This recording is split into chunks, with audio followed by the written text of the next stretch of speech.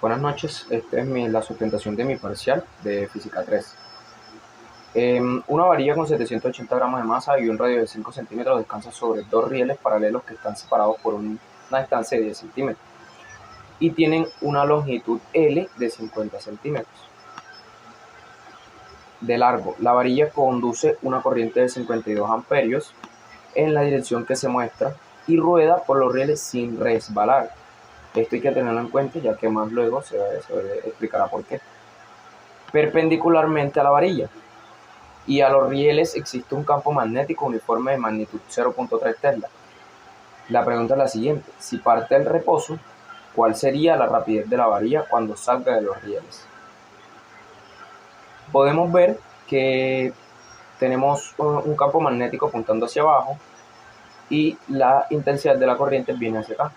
Por regla de la mano derecha, si tenemos la corriente, digamos así, como se ve aquí, vamos a hacerle zoom aquí, la intensidad de la varilla viene hacia acá, la corriente viene hacia acá. Como el campo está hacia abajo, cerramos la mano y nuestro dedo pulgar nos indica que la varilla se moverá hacia acá, ¿cierto?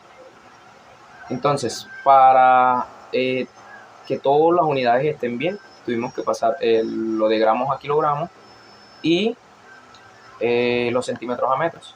Entonces aquí tenemos que la masa es de 0.78 kilogramos, el radio es de 0.05 metros, la distancia es de 0.1 metro, la longitud es de 0.5 metros y la intensidad de la corriente es de 52, bueno, esa queda igual. Tenemos que el campo también es de 0.3 tesla.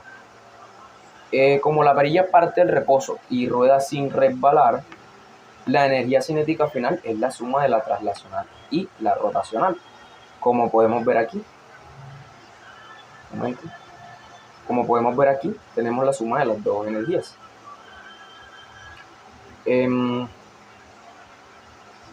Para un cilindro sólido, el momento de inercia es esta I, que está aquí, que es igual a 1/2 de la masa por el radio al cuadrado, la cual ya tenemos acá.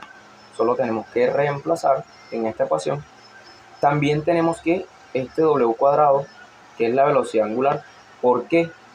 Porque la rapidez va a estar ligada directamente a esta velocidad angular, porque recordemos que ella no resbala, o sea que directamente el giro debe ser proporcional a la velocidad entre el radio.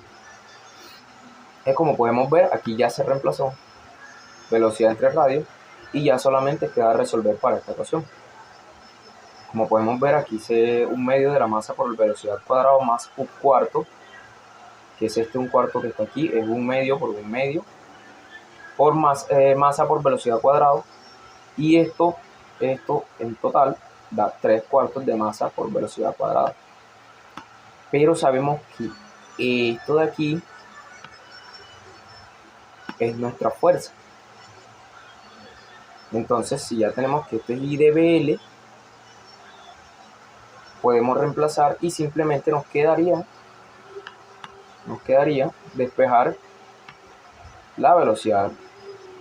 Como podemos ver, aquí sacamos una raíz también para quitar el cuadrado de esta velocidad, y nos queda que la rapidez de la varilla al momento de salir de los dos rieles es de la raíz cuadrada de 4i de BL sobre 3 por la masa,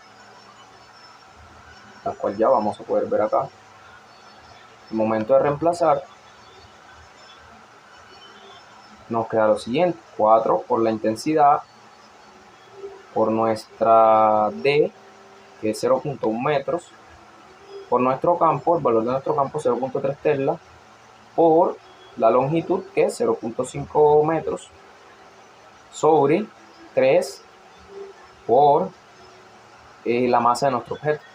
Esto nos da que la rapidez es más o menos 1.15 metros por segundo. Bueno, ahora tenemos el siguiente problema. Una bobina rectangular está constituida por un número de espiras de 125, muy apretadas, y tiene como dimensiones A igual a 4 centímetros, 0.4 metros, y B 0.3 metros. La bobina se articula a lo largo del eje Y, como podemos ver aquí, se articula a lo largo del eje Y su plano forma un ángulo de 30 grados, que es el que está aquí, con el eje X, que es este. La pregunta es la siguiente: ¿cuál es la magnitud del momento de torsión o torque ejercida sobre la bobina por un campo magnético uniforme de 0.5 Tesla dirigido a lo largo del eje X, que va hacia acá, a lo largo del eje X? Un momento. Que está en este plano de aquí, cuando la corriente es de 1.20 amperios en la dirección que se muestra en la figura. Ahora nos preguntan cuál es la dirección esperada de la rotación de la bobina. Entonces tenemos que el número de espiras es de 125, la intensidad de la corriente es de 1.20 amperios. Sabemos que la corriente recorre primero hacia acá, luego hacia acá, luego hacia acá. Y de nuevo sube. Tenemos que A vale 0.4 metros, B vale 0.3 metros. El área de esta bobina vale, a ver, 0.12 metros cuadrados. La magnitud del campo, que es 0.3 Tesla, y el ángulo que se forma entre el eje X, entre el campo y la bobina, que es de 30 grados. A ver. El momento magnético de la bobina se define como μ, que es igual a N y A, donde A es el área de la bobina, I es la intensidad de la corriente, y N, esta N que está aquí, es nuestro número de espiras, que es de 125. La dirección del vector área A es perpendicular al plano de la bobina, según la regla de la mano derecha, siguiendo la corriente. El vector μ apunta alejándose del eje Y en el plano XZ. El ángulo φ, que es este que tenemos aquí, es el que se forma entre el vector momento magnético y el campo magnético B. Si el plano de la bobina forma 30 grados con el eje X, su normal, el vector μ, formará el siguiente ángulo. Un momento.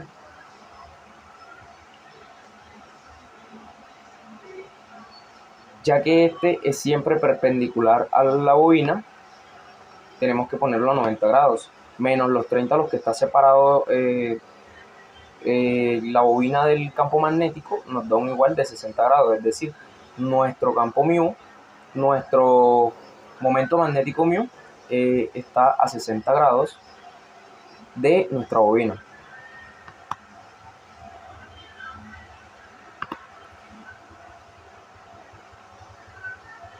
Entonces, nuestro momento de torsión o torque es T igual μ B por seno de phi, que es el ángulo que ya definimos, pero sabemos que μ es N por I por A. Entonces, como vemos aquí, ya lo tenemos reemplazado, y este sería nuestro μ, N I por A,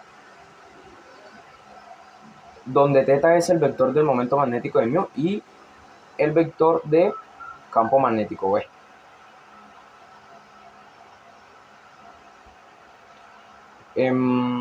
Como vemos, ya solo quedaría reemplazar.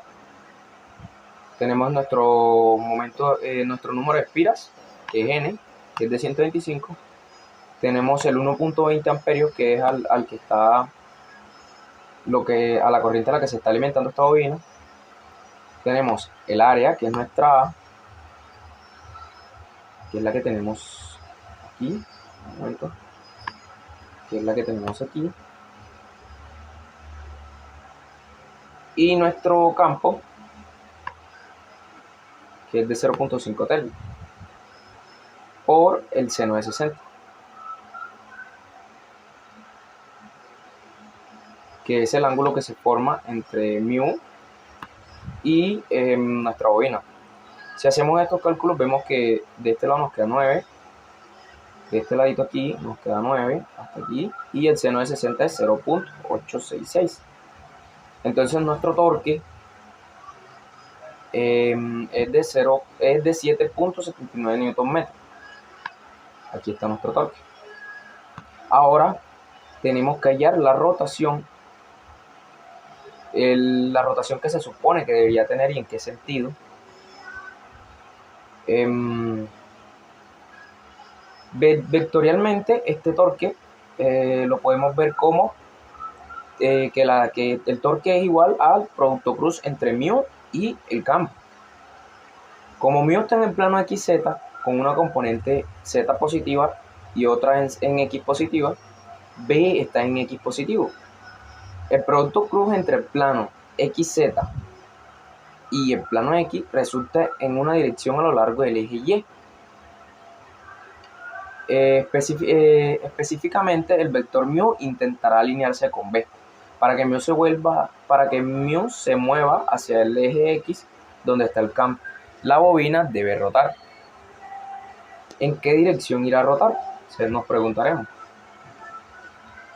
Si lo miramos desde arriba, la bobina rotará en el sentido de las manecillas del reloj para intentar alinear su momento magnético con el campo magnético externo.